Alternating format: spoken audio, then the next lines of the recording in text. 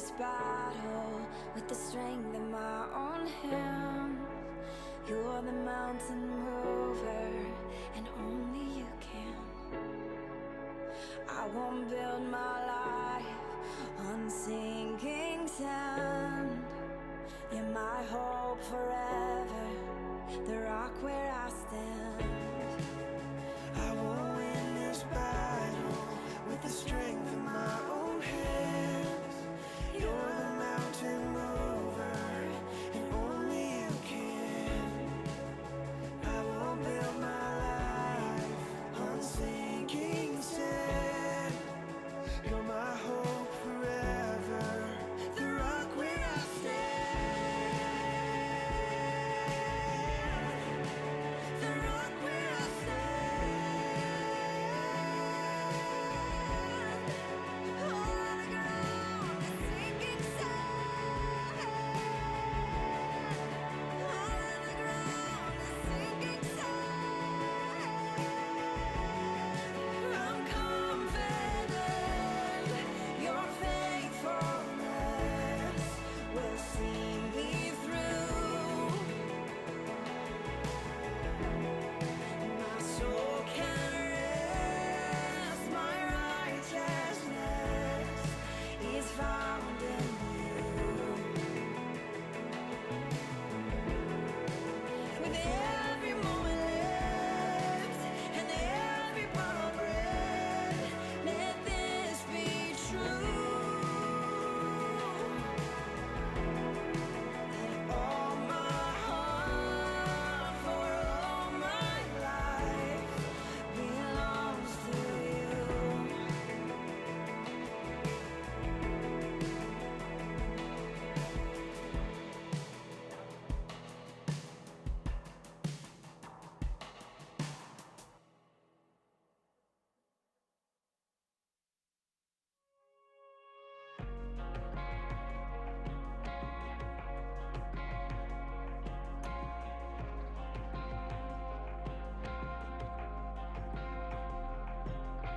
Watch your mouth, you're shaking up my fragile state of mind.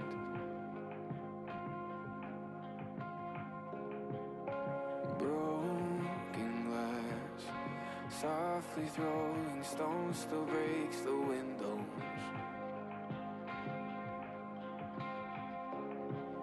Too much and far too often, my own designer coffin, making me nervous, making me nervous.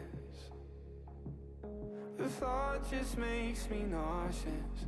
I'm fixed on these precautions, making me nervous, making me nervous. If I'm being honest, I can't do it all on my own. If I'm being honest, been running away just to roam. If I'm being honest,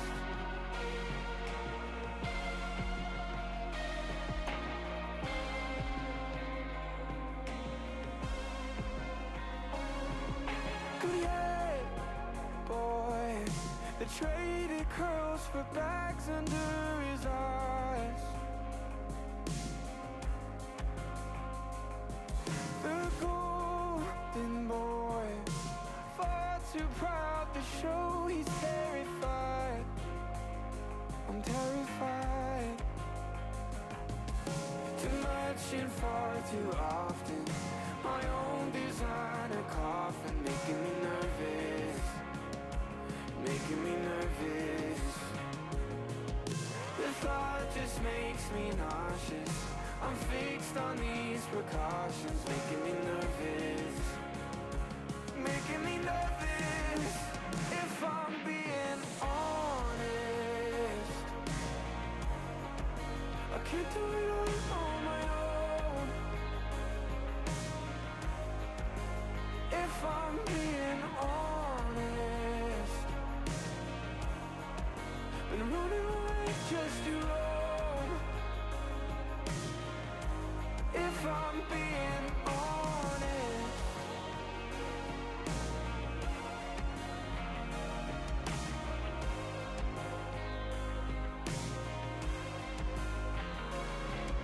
An angel on the surface, the poster child of purpose, feeling so worthless, feeling so worthless.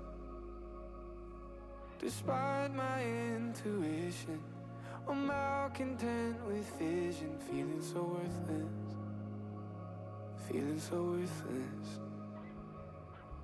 An angel on the surface, the poster child of purpose. Tell me I'm worth it, tell me I'm worth it. Despite my intuition, I'm not content with vision, feeling so worthless. Tell me I'm worth it, if I'm being honest. I can't do it all on my own.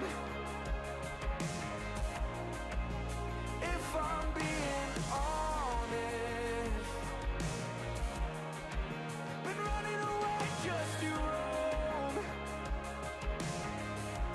If I'm being honest, I can't do it all on my own. If I'm being honest, been running away just to roam. If I'm being honest, I can't do it all on my own. If I'm being honest, been running away just to roam. If I'm being honest.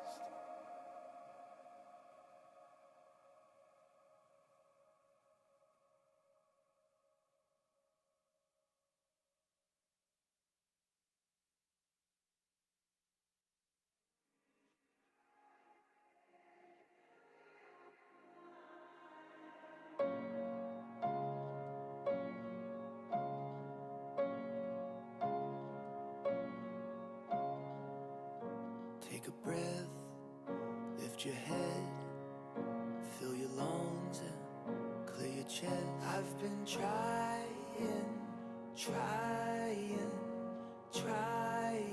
since the day I was born. Stand in line, follow through, have respect and tell the truth. I've been trying since the day that I could.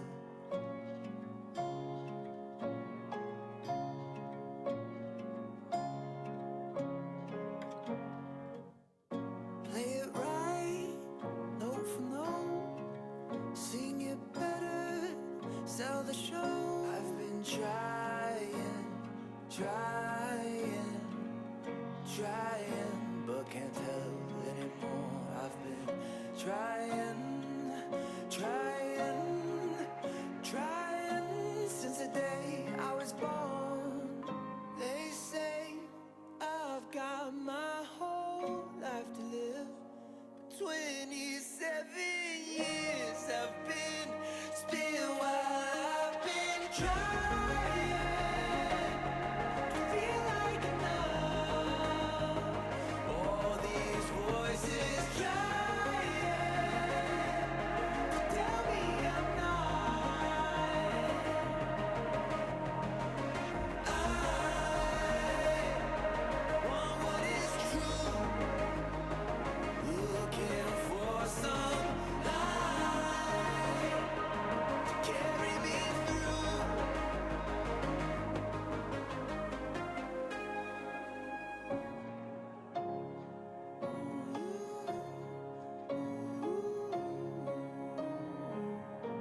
You know, I don't feel so alone, 'cause every heart to ever beat is like the heart inside of me that's trying.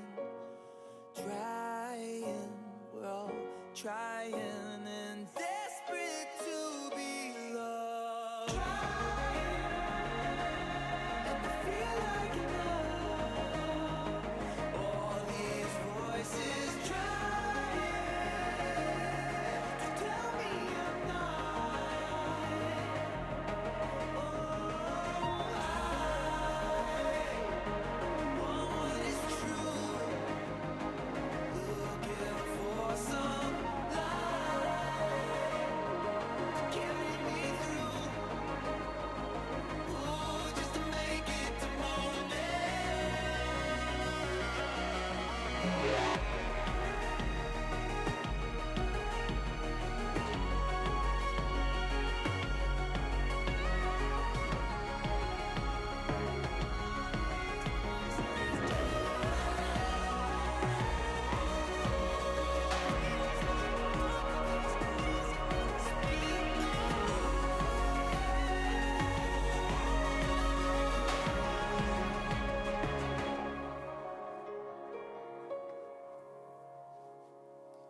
Flower blossom, sparrow song, and grace for every moment.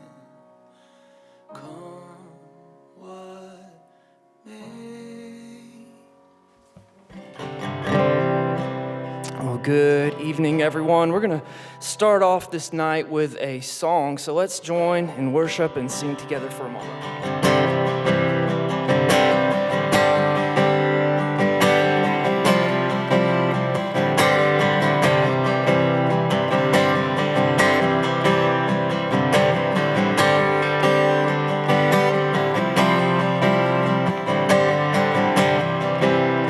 Come thou fount of every blessing, to my heart to sing thy grace. Streams of mercy never ceasing, born for songs of gladness praise. You teach me some melodious song, sung by flaming tongues above. Praise I mount, I fixed upon it, mounts of light returning love.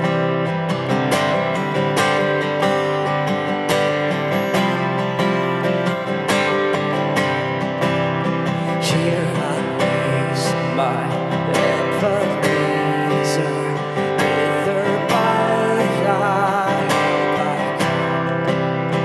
and I thy good pleasure, safely to arrive. Jesus saw me, no stranger, wandering from the fold of God, here to rescue me from danger, interpose His precious blood.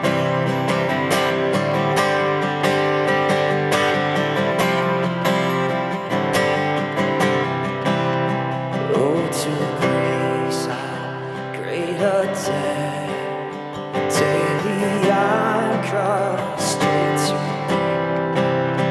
Let thy goodness like a fair bind my wandering heart to thee. Prone to wander, Lord, I feel it. Prone to leave the God I love.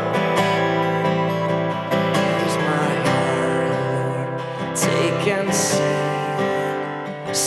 it for thy courts above. All else I adore your all else to my heart to sing your praise. Above all else I adore your above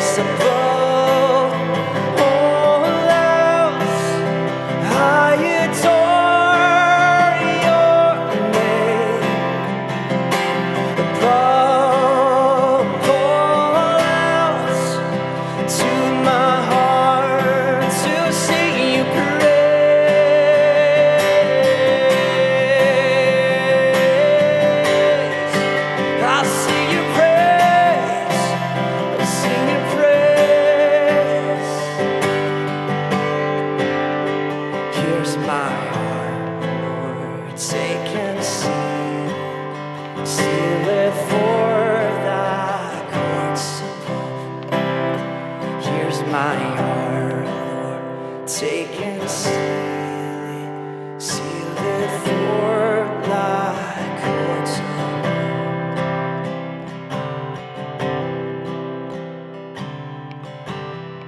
gold. Lord, we gather as Cornerstone tonight as a people after you and your heart above all else. Tonight, would we come into this space and tune our hearts to you, calibrate our hearts to setting our mindset on the things of heaven. And in this time, would we be about giving you the glory as we take in information so that we can make wise decisions and just think about the future of this church and this congregation, and just knowing that you have called us to be a unique church. Would we step up to the occasion and be a people of unity and a people of pursuing after you and pursuing after the ways of Jesus? Tonight, would you give us a peace, and would you give us your wisdom as we gather as your people to pursue after you in your name tonight, God? And we pray. Amen. Have a seat. So thanks for being here tonight. This is our second information gathering, and one of the common themes we heard last week is people were gathering. We're covering the same information as we did last week, but I heard like a lot of people were nervous, as they were arriving. And so if you're feeling kind of nervous, just relax. Just relax. I didn't bring any tomatoes to throw, and so I hope you didn't either. It's all good, and just glad that you're here. And my wife is home with all 4 boys tonight, and so she definitely has a harder job than I do here. But let me just begin by saying, of course, those who don't know me, my name is Matt Mobley. I'm the lead pastor here, and we are a United Methodist congregation. We were planted in 2000, and many don't know that we're United Methodist, and that's kind of by intention. That's communion. That's by intentionality. It was a communion day today, and it was intentionality because denominations have their baggage, and we certainly have baggage in the United Methodist Church. I'm a United Methodist elder. I am a 6th-generation Methodist. I had ancestors who planted a Methodist church or helped to plant one in the mid-1800s, not too long after John Wesley was alive. I was baptized in a Methodist church, United Methodist Church, when I was 9 weeks old. 11 weeks old. 11 weeks old. I don't remember it. I was confirmed at 9 years of age in a Methodist church, and I answered the call to ministry in the United Methodist Church. Of course, one of my key conversations in answering the call to ministry was with George Matheson, one of my mentors at Auburn United Methodist Church. I entered the candidacy process in 1998. I was commissioned in 2004. I was ordained in 2007, so it was a 9-year process. And I have been a pastor in the United Methodist Church for 22 years, 3 months, and 18 days. Okay, well, that was last week, 25 days, okay? I have a degree from Asbury Seminary, which has graduated more Methodist preachers than any other seminary in the world. I'm a graduate of Duke University, which is a historic Methodist school. I got my doctorate from Duke Divinity School. And I'm a graduate of a university that was founded by Methodists in 1856, originally known as the East Alabama Male College. Maybe you've heard of that place. It's not very far from here at all. And so I feel a little bit like the Apostle Paul in Philippians when he says about his Jewish pedigree that if you think that you have reason for confidence in the flesh, I have more. And I could feel like say, if you have a Methodist pedigree, I feel like I have more, okay? I've served as chair of the Commission on Equitable Compensation. I've served on the Board of Ordained Ministry. I've served as a delegate to jurisdictional conference and general conference, and an alternate delegate.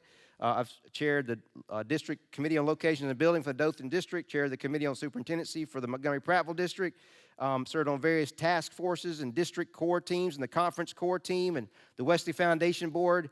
And the churches I have served have paid 100% of their apportionments, their denominational dues every year but one, and I will explain about that one a little bit later on, okay? But a great change is happening in the United Methodist Church. And we are going through the biggest schism or splintering, however you want to define it, in 178 years, okay? And this will affect this church. This splintering, this schism, it will affect the future of this church. And my goal here today, this afternoon, is just to present you with information. Okay, I have opinions about things, and when those opinions come out, I will clarify that this is my opinion, and so that you will not confuse information from my opinion, okay? We're not going to make a decision today. This is for information purposes only. This will not be the last meeting before a decision is made. This will not be the next to last meeting before a decision is made, if there are any decisions that must be voted on by our church, which are to our possibility as I will continue to discuss this. Okay, the factors are complex, and my goal is to explain them for the person who knows nothing about the United Methodist Church. And so we will begin at the beginning. That's where we'll start, okay? Long ago, when the earth cooled. No, we will not go back that far. Okay, long ago, John Wesley, who was the founder of the Methodist Church in England, he led a revival in England that changed the landscape of England. Thousands came to faith in Jesus in England.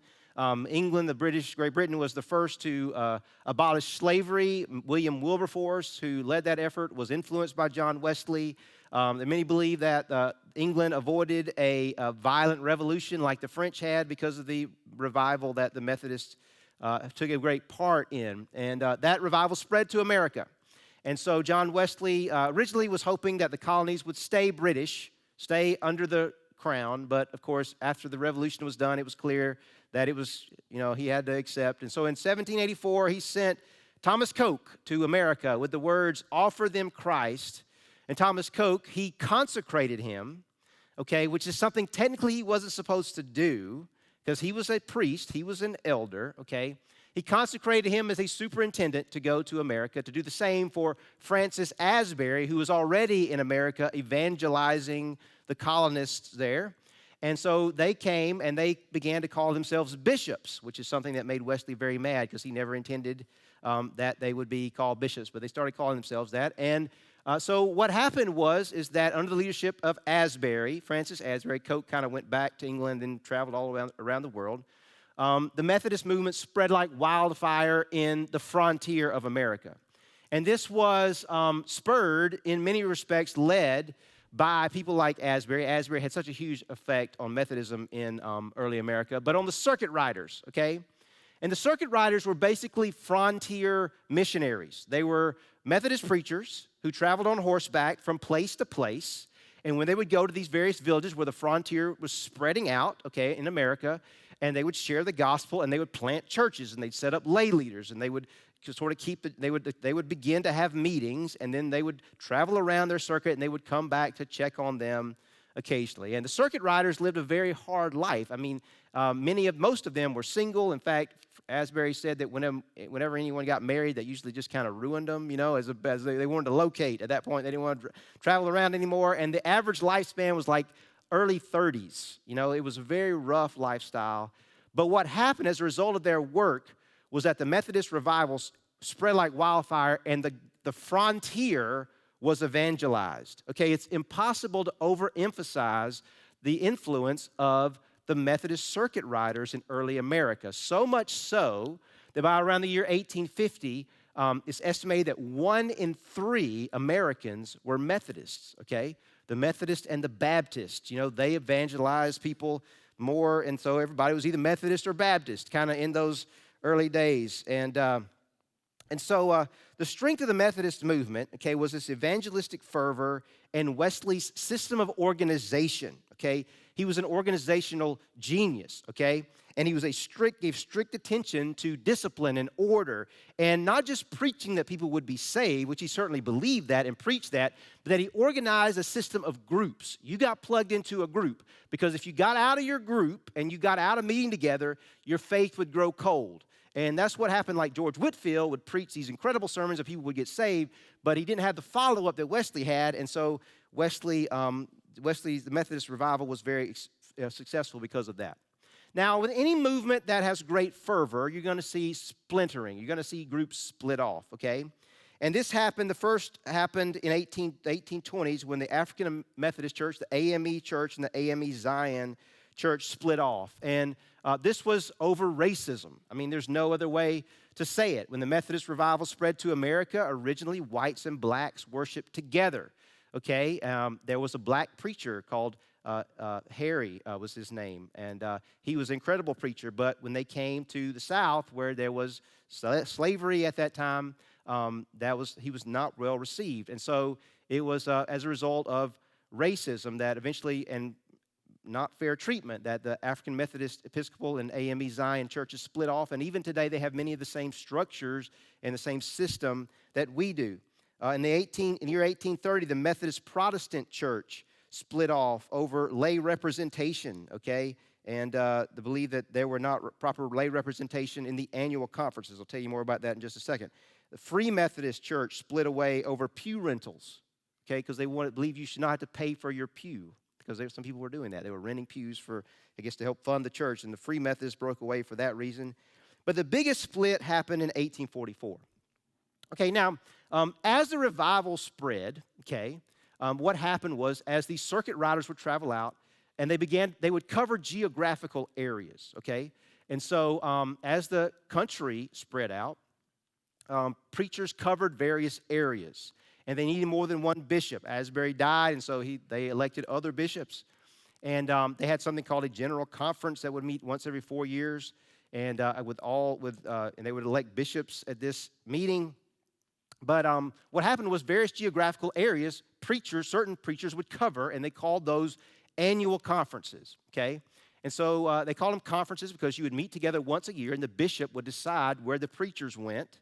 And they called it annual because they met once a year. And so it was an annual meeting, and that's where the circuit riders would get their assignment, and they would learn where they were going for the coming year. Okay, in the year 1844, there was the biggest split at that time, and it happened over the issue of slavery. A bishop was elected who owned slaves, and of course, historically, Methodists were against slavery. This bishop was elected who was violating the book of discipline. And so as a result of that, there was a split. And so I just invite you to take note of that because you will hear a similar occurrence of that later, okay? So there was the Methodist Episcopal Church, and then there was the Methodist Episcopal Church South, basically. They split over the issue of slavery in 1844. By the late 1800s, there was concern that the Methodist Church, by this time it was a large institution, that it was abandoning its roots, okay? That it was getting away from what they set out with, some of the zeal they had set out with. In 1887, for the first time, the Methodist Episcopal Church experienced membership decline, 3 straight years of membership decline for the first time ever. And there was also the influx of theological liberalism, okay? And this was really there was biblical criticism, which was becoming more prevalent in that time. And this was in part because of the influence of Charles Darwin and the theory of evolution. And there was just kind of this belief that everything was progressing, that everything was getting better. And so there was kind of a movement against supernaturalism, some of the supernatural teachings in Christianity, that there was a need for a more reasonable faith. And this had great influence. It came from German seminaries, where many prominent pastors were studying and learning. And so much so that by the year 1923, Asbury Seminary, the seminary I attended, was founded for the purpose of combating this liberalism that was so common, this theological liberalism, and to get back to a scriptural faith, get back to this traditional Christian faith, okay? So in the 1900s, there was a move to reunite institutions in the Methodist movement, okay? There's a lot of momentum for that. In the year 1939, the ME Church, the Methodist Episcopal Church, the Methodist Episcopal Church South, and the Methodist Protestant Church came together to form the Methodist Church. And in 1968, the Methodist Church merged with the Evangelical United Brethren Church to form the United Methodist Church. That was in the year 1968. And these were all churches that had similar polity, and they just kind of merged their doctrinal principles and their polity to come together into one organization, okay? And by this time, the United Methodist Church had taken a structure very similar to United States government, okay? And this is a little chart here that helps you to kind of understand this. And some of the arrows here, just don't ignore. I don't even understand them. I found this chart on the internet, okay? So like you see the arrow to the local church and the bishops. I don't know what that means. I mean, I don't know. But what I want you to focus on right here is the three boxes there in the middle, the bishops, the conferences, and the judicial council. And the conferences are groups of preachers that meet once a year. That's the annual conference. And, of course, then, because of the Methodist Protestant Church, and just because we're American and we wanted lay representation, so for every pastor, there's a lay person. So every church has a lay representative for every pastor that they have that's appointed. And you have a lay representative for this church. You're going to meet him. Some of you already know him, but you're going to see him before the end of the day. He just can't wait to get up here and share. But no, I'm just kidding. But he's great. He did, and the bishops, of course, there's more than one bishop. And the Council of Bishops is what they're called. They form kind of like the executive branch. The conferences form like the legislative branch. They make church law. There's a book of discipline that comes out once every 4 years because the annual conferences elect delegates to send to the general conference, which is limited to about 1,000 people. Okay, that's about the most you can have. And then there's the Judicial Council, which functions like the Supreme Court. And it makes rulings based on questions of law to clarify what the book of discipline says. We have a constitution in the book of discipline and a rule based on all of that. You see the general boards and agencies under there. That is hundreds of employees who serve on these boards to serve various functions in the denomination, okay? So outside the United States, just kind of for purposes here to share with you that the annual conferences are grouped into jurisdictional conferences, okay? And there are 5 jurisdictions in the United States. We are in the southeastern jurisdiction, which is by far the largest of the jurisdictions. We are in the Alabama, West Florida annual conference, and at the jurisdictional conference is where bishops are elected, okay? They meet right after general conference, and so our bishops come from within our jurisdiction. And this goes back to the days in 1939 when they merged. And the Southerners, we said, we don't want any Northerner coming down here and being our bishop. And so they separated, and that's actually going to cause problems later, as I'll talk about in just a second. And so this is kind of a glimpse of all the annual conferences across America in the 5 jurisdictions: the Western jurisdiction, the South Central, the Southeastern, the North Central, and the Northeastern. There are also jurisdictional conferences overseas, and they are called central conferences, okay? So, there are 2 important distinctives about the Methodist Church that you should know, okay? 2 important distinctive traits left over from John Wesley's day, okay? And the first of these is that bishops have absolute power when it comes to deciding where pastors go, okay? We agree to that when we sign up for this, that we will go. We sign a statement. We used to have to sign it every year. But we sign a statement, we agree that we will go wherever we are sent by the bishop. Now, the discipline says that we have to be consulted, and sometimes the consultation is a matter of one meeting, and then you're called up and you're told this is where you're going. At least some pastors have had that experience. Like, that's very rare, really. That's very rare to be fair, okay? I want to be fair. It's very rare, but it has happened. Bishops have total authority. We know of some places where that has happened recently, some big churches where pastors were moved against their will, okay, or told they were moving, and then they fought it, so whatever. We don't get into all that. Okay, not in our conference. And the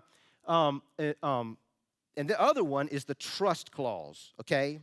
The church property, all church property is held in trust for the annual conference. And this goes back to Wesley's day because he wanted total control. He wanted control over that every church received who was sent to them and that he could oversee the doctrine and make sure they weren't going Calvinist on them, okay? Because there were Calvinist Methodists that were George Whitefield, okay? And so as a result, this is law, that if we ever cease to be United Methodist Church, the property goes to the annual conference, okay? So we cannot every church, the United Methodist Church, their property is held in trust. Okay, that's very important. All right, so we get to the present struggle, okay? Historically, we are a denomination that looks like America, okay? We look like America, probably more so than any other denomination. George W. Bush and Hillary Clinton, okay? How much they hold in common, I do not know, but they were both United Methodists, are both United Methodists, or at least they were, at some point. I think they still are. George W. Bush, I don't know where he goes to church. I think Hillary Clinton has been very involved in United Methodist women. She spoke at a general conference in the 1990s. Elizabeth Warren and Jeff Sessions, both United States senators, both United Methodists, okay? Studies in the late 2010s showed that Methodist laity were divided politically around 55% Republican, 45% Democrat. United Methodist clergy were about the opposite. They were split about 54% Democrat, 46% Republican. So, what America struggles with, the United Methodist Church will struggle with. And so it is in this particular case. All right. Another factor is the growth of the overseas church in Africa. And I will come, especially in Africa, everywhere, but especially in Africa and the Philippines as well. And I'll come back to that later. The United Methodist Church was birthed in 1968. A lot was going on in the 1960s. Okay. There was a lot of social change. There was the Vietnam War. There was the Civil Rights Movement. There was the sexual revolution. I've recently heard it said that of all the changes that were taking place in the 1960s, that probably the sexual revolution was the most successful at all of that, where there was a great change in understanding sexuality from traditional practices of marriage, man and woman, save yourself for marriage, for sex, that kind of thing, to promiscuity and various, living together before you're married and homosexuality, okay? Whereas the civil rights movement was really birthed in churches and led by clergy, the sexual revolution, and I believe this is, I think clearly the civil rights movement, that everyone is judged based on the color of based on their character, not the color of their skin. I mean, that vision is Christian. That was part of the Methodist movement from the beginning. But the movement of change in sexual morality was not birthed in churches.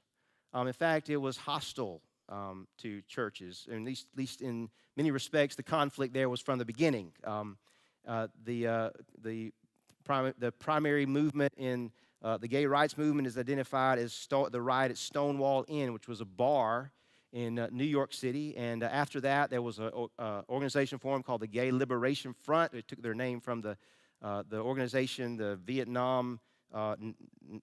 Vietnamese National Liberation Front at that time, the Viet Cong, and their methods were very militant, and it was not always received very well, especially disrupting meetings in terms of, in the case in England, in a Methodist Central Hall meeting for the purpose of, it was called the Festival of Light, for the purpose of promoting traditional sexual values and against pornography and abortion and those kind of things. And so really the Gay Liberation Front didn't hang around for very long, so there was that tension there from the very beginning. And so in 1972, there was a great deal of debate about homosexuality and at the General Conference. And so there was a proposal related to homosexuality, and the General Conference settled on language regarding what the United Methodist Church's stance would be on the practice of homosexuality. And this has remained in the Book of Discipline for 50 years, since 1972, when this was debated, and this was a resolution that was come to, that we affirm all persons are individuals of sacred worth, created in the image of God. The United Methodist Church does not condone the practice of homosexuality and considers this practice incompatible with Christian teaching. We affirm that God's grace is available to all. I have the paragraph in the discipline in front of me. This just relates to ordination. The practice of homosexuality, paragraph 304.3, the practice of homosexuality is incompatible with Christian teaching. Therefore, self-avowed practicing homosexuals are not to be certified as candidates, ordained as ministers, or appointed to serve in the United Methodist Church. In addition, this was probably added later. I don't know if it was added in 1972. Ceremonies that celebrate homosexual unions shall not be conducted by our ministers and shall not be conducted in our churches. The social principles, I think, are important to read from. The social principles are not church law, but they are the church's stance on various issues. And, you read through it, and it's a lot that's there, and sometimes you didn't realize the church took stands on things that you didn't. Maybe like, do we need to really take a stance on that? And you can agree or disagree, and certainly maybe you might agree and disagree with some of these statements. But on human sexuality, this is the statement in the social principles. It says that although all persons are sexual beings, whether or not they are married, sexual relations are affirmed only with the covenant of monogamous heterosexual marriage. All persons, regardless of age, gender, marital status, or sexual orientation, are entitled to have their human and civil rights ensured and to be protected against violence. We affirm that all persons are individuals of sacred worth, created in the image of God. The United Methodist Church does not condone the practice of homosexuality, considers it incompatible with Christian teaching. We affirm that God's grace is available to all, okay? And we implore families and churches not to reject or condemn lesbian and gay members and friends. We commit ourselves to be in ministry for and with all persons. And there's also a statement related to that the money of the United Methodist Church, that no funding shall go to any organization that violates these principles that I just read to you from the book of Discipline. I'm going to step away here and share my opinion here. I just think that this is a beautifully worded statement, okay? I think that it takes a stand on a practice of Christian sexuality that is consistent with tradition and Christian teaching, and going back to the Bible and to the Jewish tradition, except, of course, Jesus kind of narrowed it from polygamy down to one man and one wife, but also affirms that, everyone is of sacred value. We don't think anyone should reject or condemn family members and friends who are practicing a different lifestyle, okay? And so I see a violence there. You see a statement there, a balance there against violence. You see there a statement there against violence and bullying and that kind of thing that, of course, happens. So I see there a balance. Okay, sharing my opinion there. So, and of course, when I was ordained, I swore that I had read our discipline and agreed with it. Okay, and so I don't feel that's consistent with what's been in place for 50 years. Okay, so lots have changed in America in the last 50 years. Sexual morality has changed, and the views have changed among United Methodists in America. We've had the Obergefell-Hodges decision in 2015, a 5-4 vote by the Supreme Court to legalize same-sex weddings. Through all this, the discipline's language has not changed, and this is primarily because of the influence of overseas delegates, okay, especially delegates in Africa, where they are very conservative in regards to this matter. Probably the biggest issue in Africa is polygamy, okay? And so this teaching against polygamy has changed that's probably for them, okay? So the growth of the church in Africa has influenced them. Since the United Methodist Church was formed in 1968, membership in the United States has never increased. There's not been 1 year where the United Methodist Church has grown in the United States since 1968. However, it has grown exponentially overseas. There was 11 million members in the United States in 1968. In 2020, I believe in 2020, there were 6 million, with 7 million overseas, and it's likely that's gone down even more. There's been talk about a death tsunami because so many United Methodists are over, or older, okay? So my goal tonight is not to teach on human sexuality, okay? You probably have opinions on all of this, and as I've stated, I personally agree with our current discipline. There are those who believe that the Bible is the Word of God who do not agree with me. They do not agree with my interpretation of this, and they do not like that language in our discipline. And you might ask the question, well, how did they come to that conclusion? You would have to ask them on that in that case. But there will be a time to teach on this. I think this is a discipleship moment, and so I am considering and looking very strongly, possibly will teach on this sometime early next year, not just on homosexuality, but just on sexuality in general, because I think that it's an area where we are, this is sharing my opinion, that we are discipled by the culture, not by the Word of God on this matter. And I'm speaking heterosexual. I'm speaking especially in that regard. Okay. Now, this issue this stance has not changed in 50 years, but it's not because it hasn't been debated. Okay. Take you through the story. In 1996, at the General Conference in Denver, for the first time, 15 bishops openly declared their defiance of the Book of Discipline on this issue.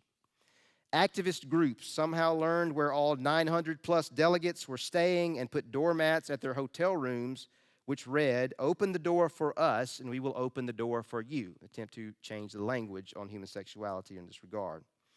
When the vote to change the language in the Book of Discipline was defeated, 65% to 35%, members of those groups barred the doorways to the convention center so delegates could not get in, and when they did, some were spit upon and slapped. In the year 2000, 4 years later, in Cleveland, once again there were protests, and once again the votes were not there to change the Book of Discipline. One woman in the convention center climbed up, threatened to throw herself down, from a ledge. She climbed up on a ledge and threatened to throw herself down, to kill herself in front of everyone when the vote on this matter was defeated to change the language once again. She climbed up and she was rescued, and there was the bishop there stopped for prayer when all of this happened, and hundreds were arrested at this general conference who were unauthorized on the floor of the convention center. Adam Hamilton, who's pastor of the at least has been, I'm not sure if it still is, the largest United Methodist Church in America, talks about what a transformative event that was for him to see this lady who was ready to cast herself down and to greatly harm herself over this matter. In 2004, in Pittsburgh, again, the discipline was voted to be upheld, the stance on human sexuality, not to change. And it seemed like as if on cue, when this vote was held, the presiding bishop said, "We have guests among us," and there was a drumbeat that was heard, and the doors came open, and protesters took over the convention hall floor, and in an unprecedented step, they came down to the front. They were all over the place, and a communion chalice, which was on the communion table, was taken and thrown on the floor and broken as a demonstration of the brokenness in our system in their mind. In 2008, similarly, protests were held that shut down proceedings for a full day. And there was passed by the General Conference an attempt to regionalize the UMC. And in this way, that different parts of the world would be able to have kind of their own book of discipline. This would require constitutional amendments, which are 2/3 votes, just like constitutional amendments in the United States Constitution. Amendments to the United Methodist Constitution requires 2/3 vote. And they got it from the General Conference, but then it had to be voted on by every annual conference, like all around the world. And so I got to vote on it, and I don't go to General Conference, and I'm not a delegate there, but I got to vote on this but it was defeated in the annual conferences, 75 to 25%. Nowhere near, not even 1/3, okay? And it was seen as an attempt to change the language on human sexuality so that the Africans could have their own language. It was perceived that there really kind of was the voting bloc that's keeping the stance of the United Methodist Church in its current stance on human sexuality. And so what this showed was this defeat of this proposal. It showed a great deal of distrust in the institution and a sense, rightly or wrongly, that there's an agenda, okay? This was on full display in 2012. A reorganization plan was presented that the Council of Bishops leadership really helped to present, and it was regarding those boards and agencies that I told you that have become very, I think this is an opinion, this is probably an opinion, but very bloated, very, bureaucratic, I guess is another term. I'm sure there's good work that's done, but attempt to streamline these things, but it was perceived that there was an agenda in that, and so it was defeated. Conservative groups acted to defeat it, and I say this again, sharing my opinion. I was in favor of this. I thought it was a good idea. At that time, the Council of Bishops chair was the bishop who ordained me. He had been our bishop. His name was Bishop Larry Goodpastor. Okay, like he came out of a Dickens novel, Goodpastor. But he was the one who ordained me. But it was defeated, and so there was another plan presented that these kind of conservative groups brought forward, and I hope I'm saying this correctly, but they brought it forward called Plan UMC, and it passed. But then on the last day of General Conference, the Judicial Council, the Supreme Court, stepped in and said, nope, you can't change the rules. You can't eliminate guaranteed appointment, which that means an ordained clergy is guaranteed to get an appointment, whether they're doing terribly or not. You still have to send them somewhere. It's like tenure, okay?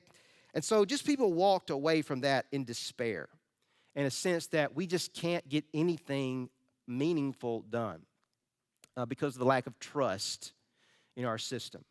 Also in 2012, Adam Hamilton and Mike Slaughter, pastor of the two largest United Methodist Church in America at that time, probably in the world, maybe in the world at that time, I don't know. They wanted to change the language regarding homosexuality to put in the statement that we disagree, that we are not of one mind on human sexuality, to add this to the discipline. And it was defeated, okay, that because it was brought up. Someone said, actually it was Maxie Dunham, who's former president of Asbury Seminary, because I watched it on TV, or on the internet. He said, we don't say this about other issues that we disagree. Why do we have to say it on this one? And so it was defeated 53% to 47%. Okay, and so there was a lot of anger about that vote. The final vote on changing the book of discipline was defeated 60% to 40%. Now, by this time, there is a strong undercurrent of disobedience to the book of discipline regarding this matter, okay?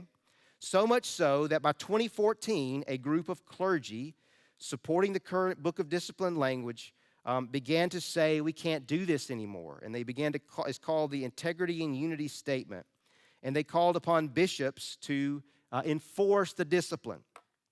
And just to give you a picture of how things had progressed, by the year 2016, the 2016 General Conference, over 100 U.S. clergy were present to come out of the closet at General Conference. And, of course, there was no repercussions. They could do so because there would be no repercussions. And I don't know how many of those are, practicing versus I don't know that. And obviously that makes a big difference, whether you were, but that happened at the General Conference. There was no attempt to vote on homosexuality. At least they didn't get to that in 2016.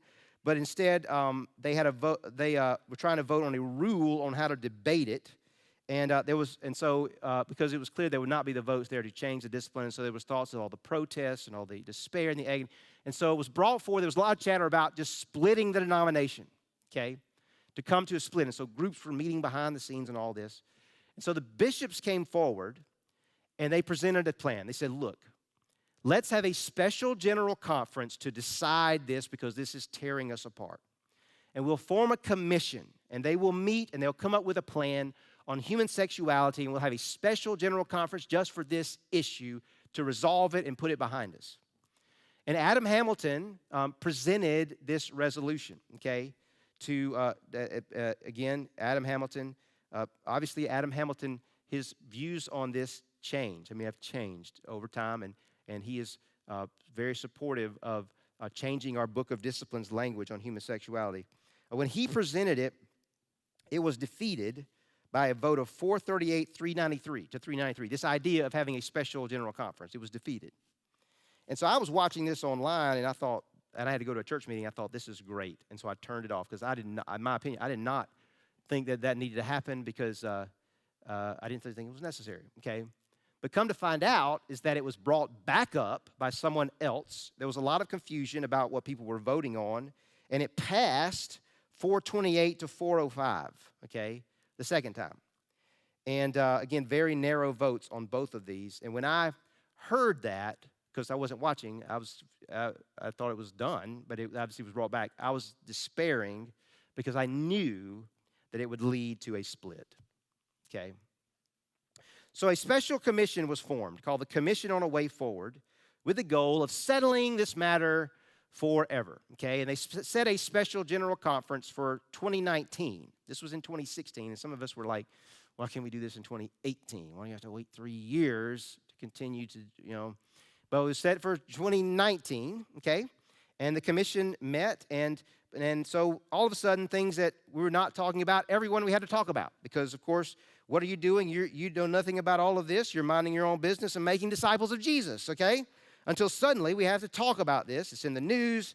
And so the commission presents 3 plans on how to solve this. And one is called the One Church Plan, which was to basically give every church kind of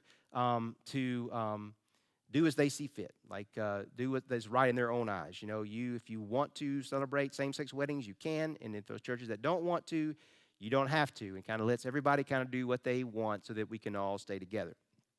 And the second plan was the Connectional Conference Plan, which was a reorganization of the denomination in very complex ways that were under different umbrellas. It's like we're separate organizations under kind of a blanket umbrella. And it was really a very brilliant plan, but it required constitutional amendments. And there wasn't a lot of enthusiasm for that at first until it was too late. And then the third was the traditional plan, which kept the current language in place in our book of discipline and added enforcements to make sure it was being kept, because there was a lot of frustration, as I shared, but it was not being kept. What was happening was that clergy who violated the discipline would get like a 24-hour suspension, very much a slap on the wrist. And so in some trials, not even, clergy trials, being brought, that's what it is, a trial, saying you're living in a manner of lifestyle that's not consistent with our book of discipline, and that being brought, and they were being just dismissed. And so there was an attempt to kind of strengthen that language via the traditional plan. Well, the bishops focused on the One Church Plan, okay? They endorsed that. They gave their energy behind that. And they wanted to present the One Church Plan, the Connectional Conference Plan, to consideration for the Special General Conference. The large majority of the bishops, but a few of them held on and said, look, we got to consider this traditional plan too. And so because of a few bishops who were very vocal, it was included as well. And they were all going to be reviewed by the Judicial Council, okay, beforehand, to make sure they were all constitutional. So usually the Supreme Court, looks at something afterwards, but this time they were going to look at it ahead of time, just before everyone met, so they could know what they were voting on, whether it was constitutional or not. And so the One Church Plan was largely agreed that it's okay, maybe a couple little changes there. The Connectional Conference Plan had a few little changes, but mostly was agreed as acceptable. The traditional plan, like half of it was struck down, okay? And the reason for that was because it was written by one guy. It wasn't really developed. The commission didn't give it a lot of attention. It was kind of at the last minute thrown in. But there were some important things in there that we'll come to. Okay, well, in a stunning development, stunning for some, not stunning for others, in 2019, General Conference met, and of course, it was the traditional plan that passed. Well, I say, of course, you may not know that. 53% to 47%, it passed. And the one church plan was rejected, 55% to 45, or 45 to 55%. And if you were aware of this special general conference, and if you watched it, I'm sorry. I mean, that's all that I can say. It was very ugly. There was lots of shouting and crying and despair. Adam Hamilton took the mic and said that you're trying to make us all leave by passing this traditional plan, and even though you've made an awful lot of people mad. Those were his words. And what happened was that a tactic that began to be deployed in 2012, maybe even earlier than that, but it began to be employed at this meeting, and it's called parliamentary delay. It's an attempt to run out the clock. I mean, there's only so much time the General Conference has met. They've allotted millions of dollars to reserve this convention space. And if you want to gum up a parliamentary process, you can do it by endless amendments and points of order and debate. And so this is what happened. So that it's really incredible that this vote was even able to take place. But so that really all the traditional plan was not able to be passed.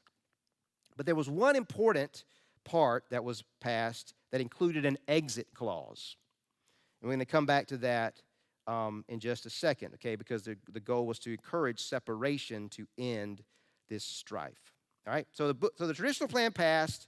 The book of discipline was upheld the stance of marriage and sexuality, and there was included mandatory sentences and all these on various. It was to go into effect in January 1st of 2020.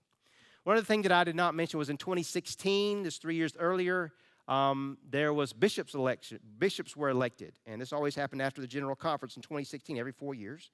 In the Western jurisdiction, the Western Jurisdictional Conference elected Carolyn Oliveto, was elected a bishop. She was the pastor of Glide UMC in San Francisco.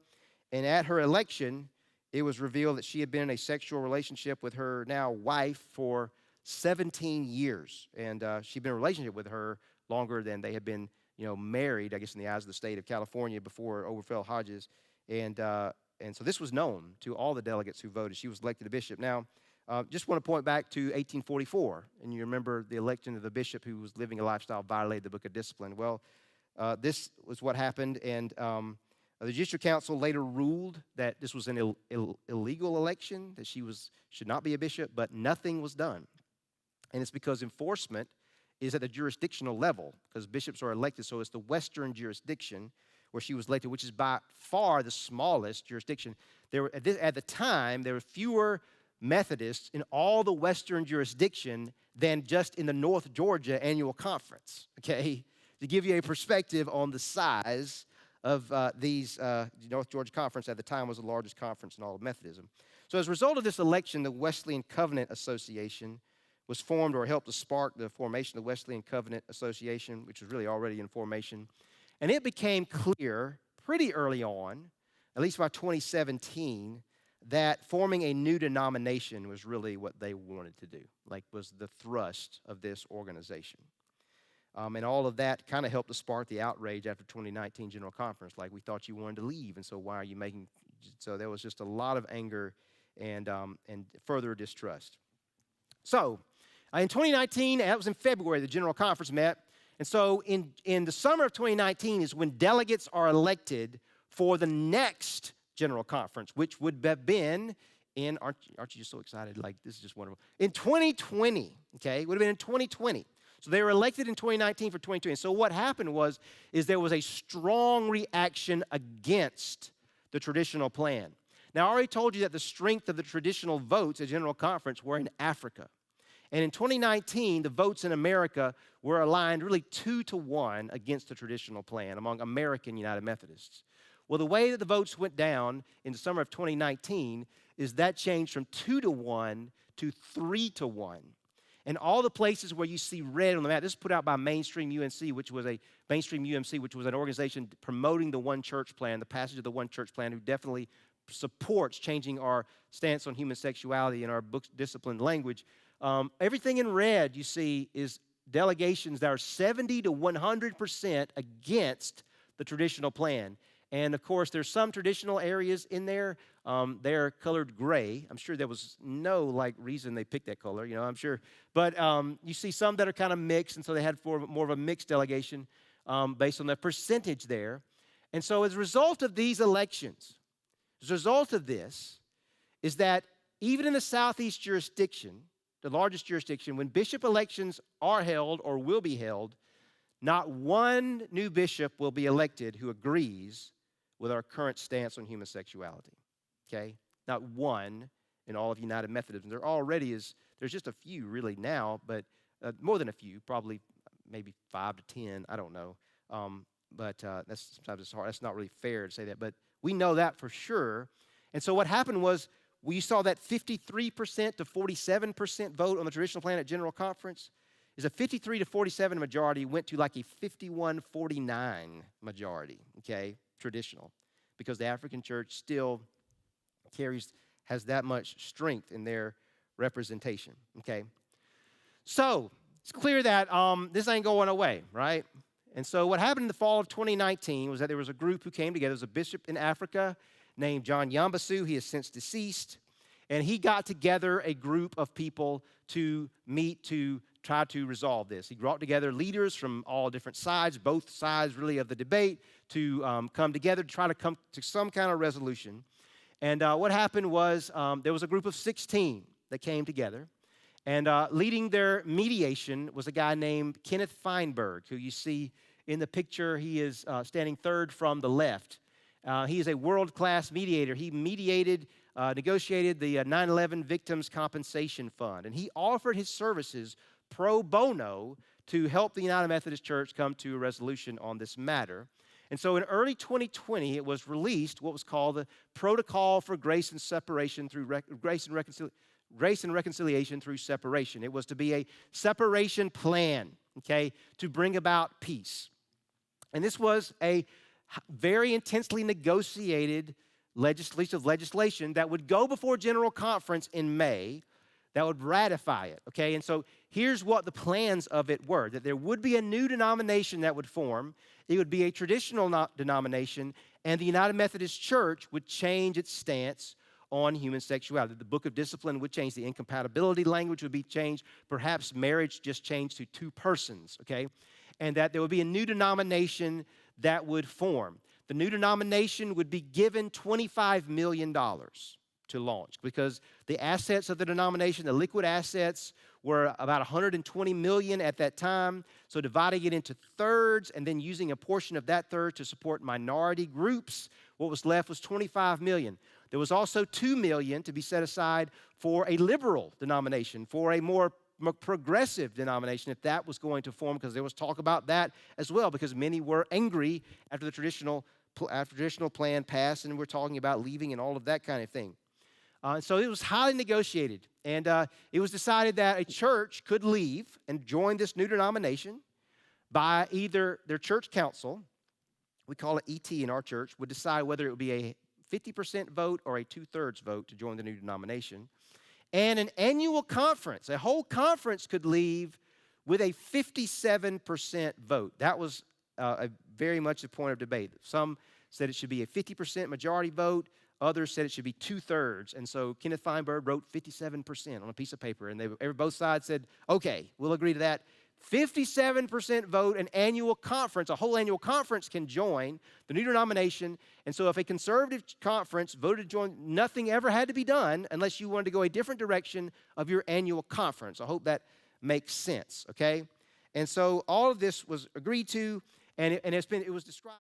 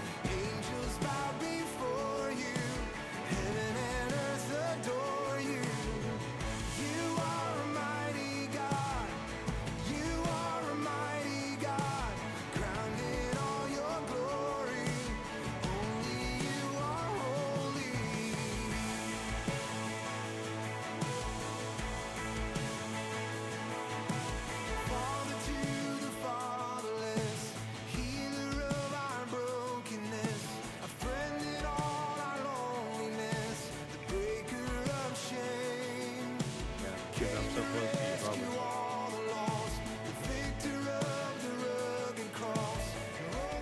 Okay, so I have with me Mark Smith, who's our ET Council Chair, and Jimbo Carlson. He is our lay. He's the lay delegate to annual conference I was telling you about earlier. And bless you, man. He got to go then and to serve you that way. So I'm just going to allow them just to briefly just add anything they want to add or say in addition to what I've shared before we answer those questions. So I just want to say we have an excellent executive team here. We have a team that is dedicated to this church. They are dedicated to being a part of the executive team. And it's been an honor to be the chairperson and just see us through this time. I started a few years ago as a general member, and we started out having to replace Rusty. And then we went through COVID, and now we're going through this. So it's been eventful, to say the least. And I think as an executive team, we are ready to move on. We're ready to move to going out and seeking the people of our community, right? And building, better relationships in our community and bringing in people that don't know Christ and that we can take the word to them. Hey, again, I'm Jimbo Carlson. I'm y'all's lay leader.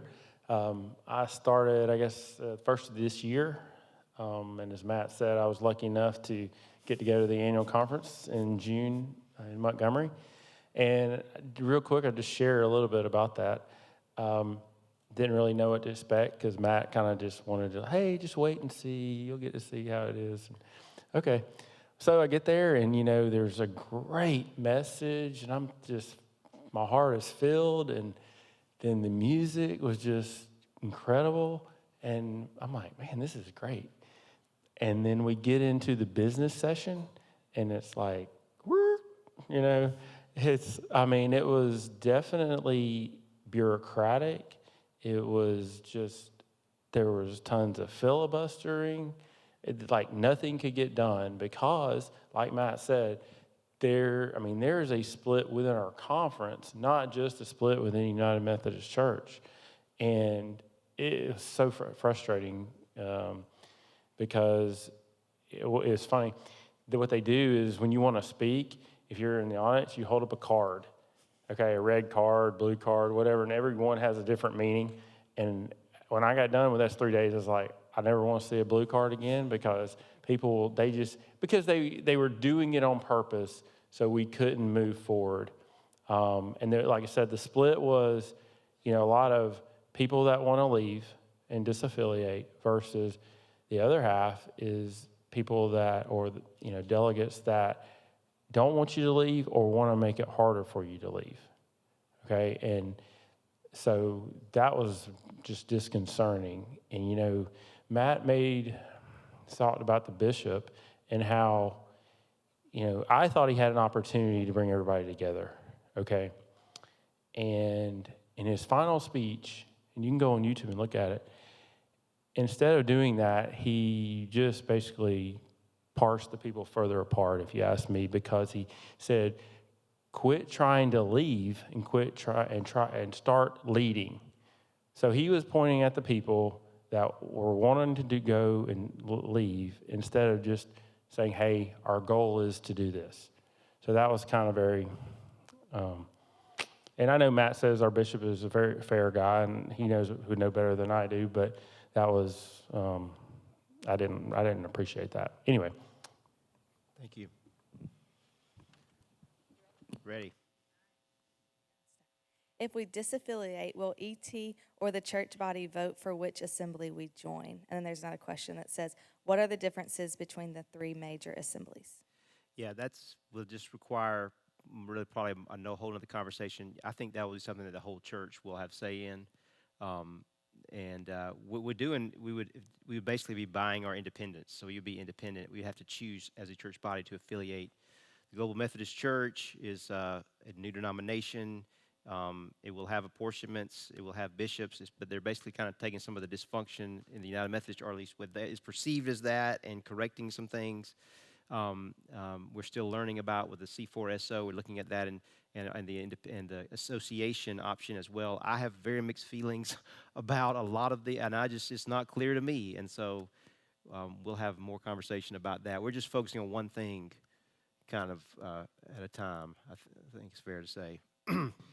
One thing we did agree on as an executive team was that we didn't want to stay an independent church. We wanted to belong to a group. We wanted a sense of accountability and partnership to reach the people in all the communities that all the churches belong to. Who is eligible to vote on disaffiliation? Members. If you're a professing member of this church, and we are working through our membership list right now. We have some who may think they're members who are not, and so we're just going to really work hard over these next few months, anticipating that there might be a vote to make sure those roles are updated. And if you've been through Find Your Place and have not joined, that you have an opportunity to do so. There's no shame. Like if you haven't joined and coming up, we're going to provide opportunities to do that because we want. I mean, it's your church. I mean, it's your voice, and we want everyone who wants to vote on that to have a chance to do so. These are two questions I'm going to kind of put together because I think y'all can answer them together. If we opt for disaffiliation, is independence an option? Now, y'all have already talked a little bit about that. But then it also says, why are we considering another denomination instead of leaning non-denom or interdenominational? Yeah.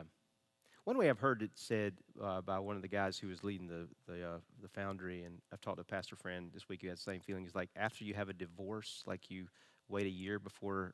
I don't know. Some people say wait a year before you date again. I don't know. I mean, I don't know. But like after you've been through that, just have a period of time where you just kind of breathe. And I don't know if we're going to do that. I can't speak for the ET. We're just in the beginning in those conversations. So yes, we are considering that.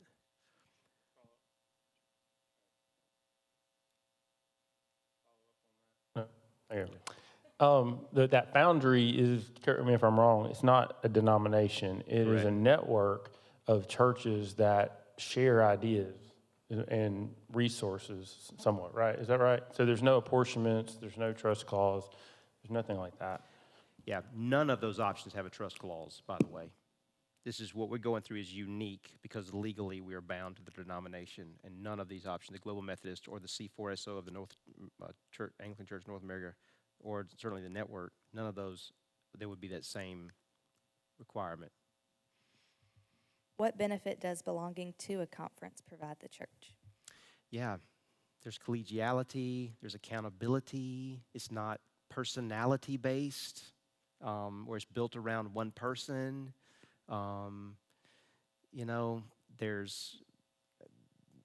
That's the benefits. Wesley, Methodists have been connected in that way from the beginning. So, but we also, there's strengths to the non-denominational option. You have some strengths in that, no apportionments, and you have affinity with churches. These are churches that are very vibrant churches. So there is really very much a struggle that I'm going through and considering God, but I don't want to get a cart ahead of a horse. We're taking one step at a time here. We're not ready to say we're disaffiliating yet. We're taking this one step at a time. Yeah, the other thing to that, there's also support for Matt, right? He has other pastors that he can reach out to. He's not on his own. Yeah. Which group, and this is Traditional Plain UMC or Global Church, most resembles the Cornerstone Church now? Which of the options you mean? Well, which resembles Cornerstone. We don't want to change. Like Mark and I have met and we talked about this. He's like, we're not going to change. Like this is the thing, is that we're going to stay who we are, and of course churches are always changing. There's always you got a new pastor last year, and so there's always changes that are happening. This is a major change, but regards to who we are in terms of welcoming all, in terms of where we stand on this biblical teaching. This what I perceive, and many who, like I said, not everyone, and I'm certainly not everyone in this room, not all of my clergy colleagues agree with me on this, but to remain where we stand in terms of for what our discipline in terms of this matter. Under the current paragraph reading disaffiliation, the church property would remain Cornerstone's. Correct. And then also without any other costs over for the estimated 500 to 800,000. There's no extra cost. Well, correct, right. But for that exit clause, which expires at the end of next year. And then where would we get the money to pay off? Good question. Yeah, that's a good question. I'll let Mark take that question. no. We're right now. We've just had some preliminary discussions with Jack, who's our treasurer, that we would borrow maybe half of that and pay half of that from reserves, depending on how much. If it's a lot more, we would probably borrow more. Had to borrow more probably. When we were thinking 850. We were looking at possibly borrowing 850. How much would it cost? And I'm looking. We just having conversations around that. But as the numbers go down, we're able to maybe cover more of it from reserve. But that will be a conversation. That will be something that I'll have more information for you. We will not know the number for next year until January. Would the payout on leaving be due at one time, or would it be financed? One time. Yep. It will be May or November, paying in one lump sum. Is our current staff in agreement on where we stand regarding acceptable sexuality for those in leadership of the church, leadership, and those who serve? I don't want to speak for them. They can speak for themselves, but I feel like we're all on the same page. I feel like we are working. Jack really leads our staff, and we've had a lot of conversations about this, probably more than we want to, and we're working together. We're on board. I believe we're of one mind of this. Pastor Matt, do you feel strongly about disaffiliating? Which way are you leaning? Yeah. You know what? I have one vote, and I know my opinion matters, and we are taking it one step at a time, and so there will probably be a chance where I will advocate, will make a statement on how I feel, but I want to honor our process at this point, and so I'm just taking. Yeah, somebody say I sound like a politician, but no, I want to honor our process, and it has been a frustrating, very gut-wrenching, sorrowful experience for me over the last 6 months. And I just want to say I have total respect for my colleagues who want to stay United Methodist. Many of them do. I wish them the best. For me, I have gone through a grieving process, and I'm coming closer to a resolution on that. So I just say that. This you kind of already answered, but can pastors choose to independently leave? And then Matt, would you leave UMC if language changed? Yes. I mean, if the language changed, like I said, I agree with our current stand, and I told the bishop that. I told him that before he put me here. I agree with our discipline, incompatible with Christianity, the practice, okay, not the person, the practice. And if our discipline changes, if we are now blessing a practice that is incompatible with Christian teaching, in my mind, I cannot in good conscience remain a part of that. So yes, that's, I think. All right, this is the last question. What happens if we leave with Matt as our pastor? Also, if we stay? Good question, yeah. So discipline is not changing right now, but we think that, like I shared with you, there's good reason to believe that it will. And there are very strong opinions to change it and very strong desires to. And so my desire is to continue to serve you, okay? Serve this church. I can't believe that I get a chance to serve here, okay? And to serve here at this wonderful church in Auburn. And also, Rusty told me that you're going to retire here. I mean, he just told me that. We were having a conversation. So I'd love to, that's what I'm not planning on going anywhere. And so if the church makes that decision, then I'm going to go with you, okay? And so if the church makes the choices to stay, as I shared right now, I can stay. But if the language changes, then that would be hard. And I shared that with my bishop. And I at that time, I did not foresee this happening. I said, Bishop, if the protocol passes or if the language changes, that would be when I would leave the United Methodist Church. Otherwise, I don't want to. But now we see where a separation is happening and churches are leaving and things are changing really beyond that we're being caught up in.